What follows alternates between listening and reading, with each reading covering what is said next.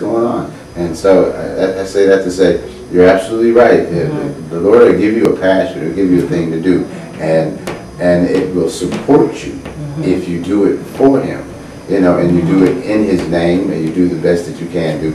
And most theater companies I was in, they always prayed before we got on the stage. They always prayed at rehearsal. I mean, I was like, I'm so surprised. I'm like, this is great. We can pray.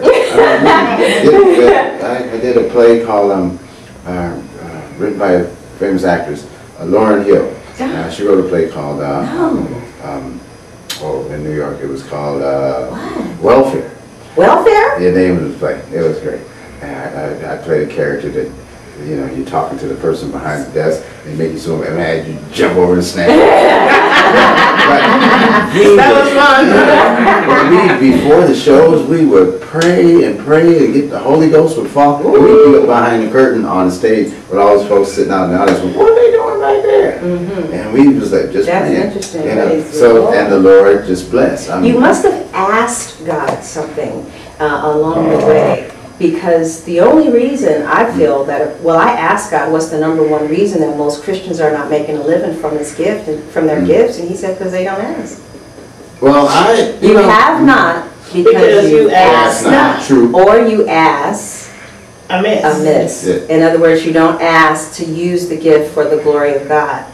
And as far as knowing what your gifts are, I do have a DVD here that I created, and it's at the Complex Theater, and it's how to know what it is that you're here to do. But some of the characteristics of a God-given calling is 2 to 3 people have confirmed it, usually. Sometimes it's generational, like it's in your family bloodline, like the Jacksons. They all have a music gift. The Kennedys. They all are called to politics. She said a dying gift, yeah. It's something that, you know, you're young and now you're old, but this passion, this desire, this dream has never left you. True. Some more characteristics. You might have more items in your house related to this gift than the average consumer will for this particular gift or passion. For instance, my Aunt Carol, she has cooking utensils to the degree that she has a double egg holder. Right? There's no way in the world I would buy a double egg holder. I just wouldn't do that, you know, because I don't cook. That's not my thing, right? And another thing, you might spend more money than the average consumer will. Now that Canon high definition camcorder is $1,000, right? But I could have easily gotten one that was $350 if I wanted a nap. You know what I mean? Yeah. But I like this. I like that. Amen. Understand. That's right.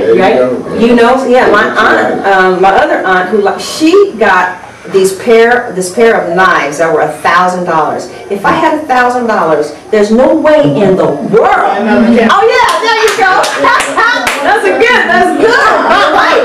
You're right. I just might. You know what I mean? Right. So think about the things that you're willing to spend money on.